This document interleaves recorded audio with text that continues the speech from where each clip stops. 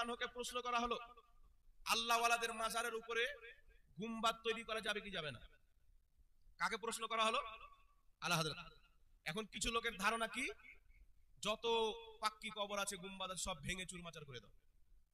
আপনারা হয়তো অনেকে হোয়াটসঅ্যাপ অ্যাপে দেখে হবেন, ফেসবুকের মধ্যে বা ইউটিউবের মধ্যে, যত পাক্কি উঁচু কবর আছে ভেঙে দাও। কেন? বলছেন নবী পাকের হাদিস মুসলিম শরীফের মধ্যে, নবী পাক বলছেন, আলী যাও, যত উঁচু কবর মূর্তি আছে সব ভেঙে সাফ করে দাও, যত উঁচু পাক্কি কবর আছে ভেঙে দাও। তাহলে আল্লাহ ওয়ালাদের কবর উঁচু কেন হলো, পাক্কি কেন হলো? সুনানুল কুবরা লিল বাইহাকির প্রথম খণ্ডের মধ্যে হাদিস, নবী পাক সাল্লাল্লাহু আলাইহি সাল্লামের কবর সাহাবায়ে কেরাম এত উঁচু বানিয়েছিলেন যেমন উটের চূড়া হয়। উটের পিঠের চূড়া দেখেছেন না, অনেক উঁচু হয় না, এইরকম উঁচু বানিয়েছেন। তো আমার আপনার নবী সাল্লাল্লাহু আলাইহি সাল্লাম পাক্কি কবর ভাঙতে বলেছেন, মূর্তিওয়ালা কবর ভাঙতে বলেছেন কেন? আমার আপনার নবী যেই কবর ভাঙতে বলেছিলেন সেই কবর জান্নাতুল বাকিতে ইহুদিদের ছিল, খ্রিস্টানদের ছিল। তাদের কবরে যেই ব্যক্তি মরতো তাকে দাফন করার পরে তার স্ট্যাচু বানাতো, মূর্তি বানিয়ে তার কবরের উপরে রাখতো। আমার আপনার নবী বললেন, যত উঁচু কবর এবং মূর্তি আছে ভেঙে চুরমাচার করে দাও, কারণ এই দুনিয়ার মাটিতে কোনো কাফিরের কবর হবে না, এই দুনিয়ার মাটিতে কবর হবে মুমিন মুসলমানের কবর হবে। এবার শুনেন, এই হাদিসকে দলিল বানিয়ে মৌলভী সাহেব বলছে কি, গসপাকের মাজার ভেঙে দাও, জান্নাতুল বাকি সাহাবীর মাজারকে ভেঙে দেওয়া হয়েছে। কিন্তু বিরাদর ইসলাম, আপনাকে বলতে চাই, দুনিয়ার কোন মুহাদ্দিস, দুনিয়ার কোন ফকিহ, দুনিয়ার কোন ইমাম এই হাদিসকে নিয়ে বলেননি যে কোন মুসলমানের কবর ভাঙতে হবে। কোন ইমাম বলেননি। যদি কোন ইমাম ব্যাখ্যা করে থাকে যে এই হাদিসের অর্থ হলো আল্লাহ ওয়ালাদের মাজারকে ভেঙে দাও, একটা কোন ইমাম কোন মায়ের লাশ যদি দেখাইতে পারে, আমি সারা জিন্দেগি তার গোলামিটা লাগিয়ে দেব। কিয়ামত তো আসতে পারবে, প্রমাণ করতে পারবে না। আলহামদুলিল্লাহ আমরা প্রমাণ করব।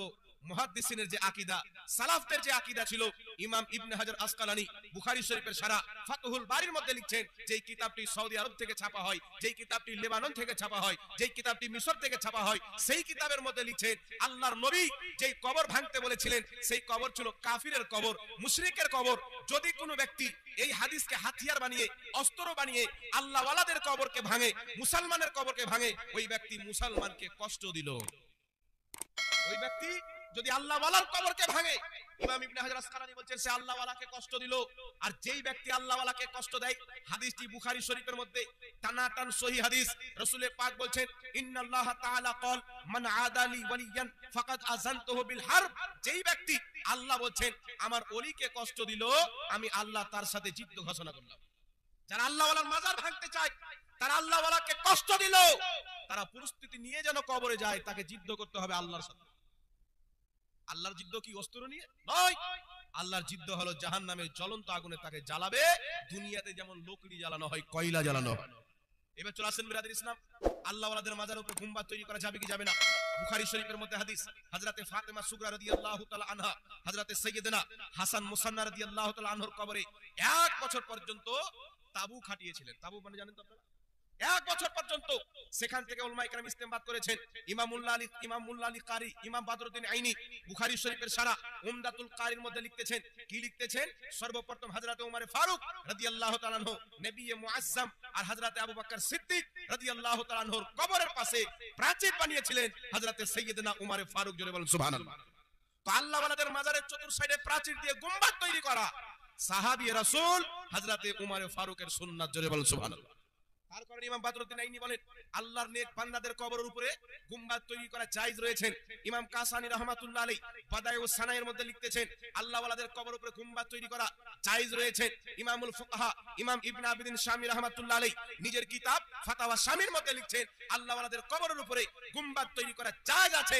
শুধু এক মাযহাবের ইমাম নয়, হানাফি মাযহাবের ইমাম, শাফি মাযহাবের ইমাম, মালিকি মাযহাবের ইমাম, হাম্বলি মাযহাবের ইমাম, চার মাযহাবের ইমামদের ফতোয়া হলো আল্লাহর নেক বান্দাদের কবরের উপরে গুম্বাদ তৈরি করা জায়েজ আছে। জোরে বল সুবহানাল্লাহ। আরেকটু জোরে বলতে হবে সুবহানাল্লাহ। এখন কিছু মৌলভী বেরিয়েছে, মাজার বানানো যদি জায়েজই হয় তো হিন্দুস্তান আর বাংলাদেশ আর পাকিস্তান বাদে মাজার কোথাও দেখতে কেন পাওয়া যায় না? আপনি ফিলিস্তিন যান, সেখানে মাজার আছে। মিশর যান, সেখানে মাজার আছে। ইরাক যান, মাজার আছে। ইরান যান, মাজার আছে। জর্ডান যান, মাজার আছে। শ্রীলঙ্কাতে মাজার আছে।